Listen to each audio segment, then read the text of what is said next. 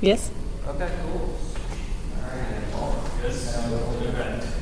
All right, guys. So yeah, I'm James, new here, and figured that I'd give a little bit of context to what I'm talking about. So, transferred here, right, from RPI, or from Albany to RPI.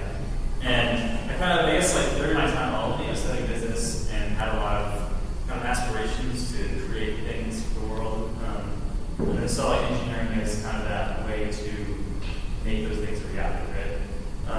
So I guess, like, part of my purpose in life, I feel like, is to leave the world sort of like a better place than I actually inherited. And I think that living for a purpose is actually like far greater than a pleasure.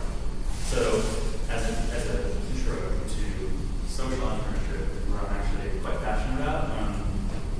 So I guess the idea here is that social entrepreneurship, or social entrepreneurs believe that business is a great platform to create change, right? Whereas conventional entrepreneurs kind of see business as a way to make money. Social entrepreneur will actually factor in like impact. And I think that like solving problems for people who can't solve them for themselves is like probably one of our biggest responsibilities as like co-creators in the future. So just to share like some of my favorite companies here. So SIB, right? They're essentially crowdfunding healthcare for people in developing countries.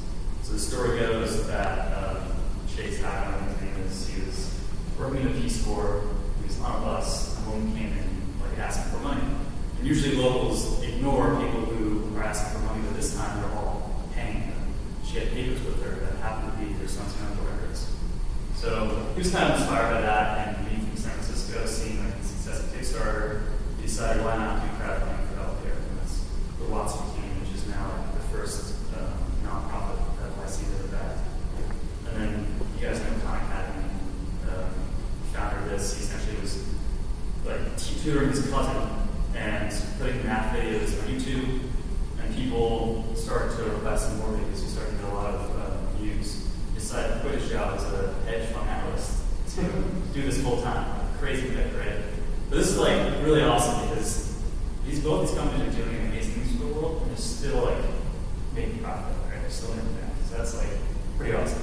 And I think like this kind of inflection point here, and traditionally, historically, whatever, people who are entrepreneurs, I guess people that I've talked to, they want to wait until they've made themselves before they go and help other people. It's kind of at least my own belief.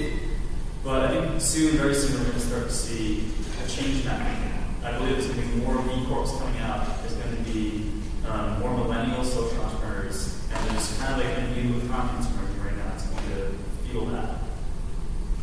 And that economy is founded on a very simple idea. It's called a social impact bond, which is essentially a commitment from government to pay for a product or service as long as your product or service ends up creating social change, measurable social change. So if you think about that for a second, right? Like, if your technology can reduce recidivism or increase the literacy rates, the government, who's a stakeholder financially in these social problems, will come to the table and pay you money for the success that you're having, right? It's fucking powerful. So this is kind of happening right now. And with this social impact bond, success or innovative solutions to tractable problems are no longer, the risk of that is no longer put on the taxpayer, right? The private investors are actually backing you, the government is only paying if you succeed. That's kind of the nuance to it. So just to give you guys an example, it's not the most intuitive idea, right? There was a prison in the UK, Peterborough prison, that costs $80,000 a year to house an inmate, right? 50% of the short-term offenders will re-offend. So within a year, they'll right back, right? It's a huge problem financially. And you can see how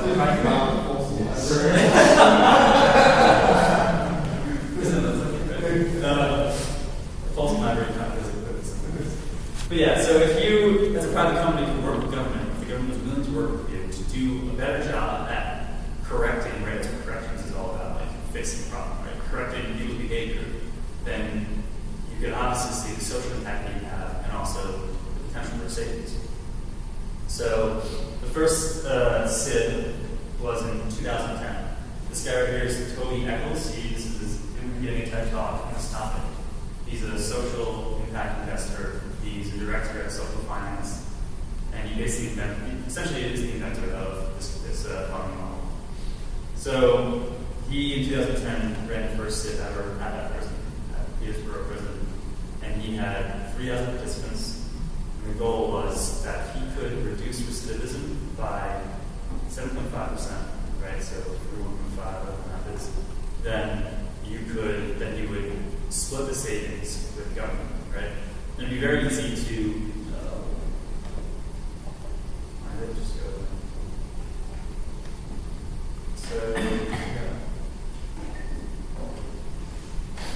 So isn't it pretty easy to measure, right? Because you just use historical data and see, hey, there's actually change here. We now have a lot of money and you just done a great thing for us. Wizards of Stream? They working? Definitely it's working. All right, well, yeah, now we're going to put it back in. Hey, use Windows S, okay? How does it work?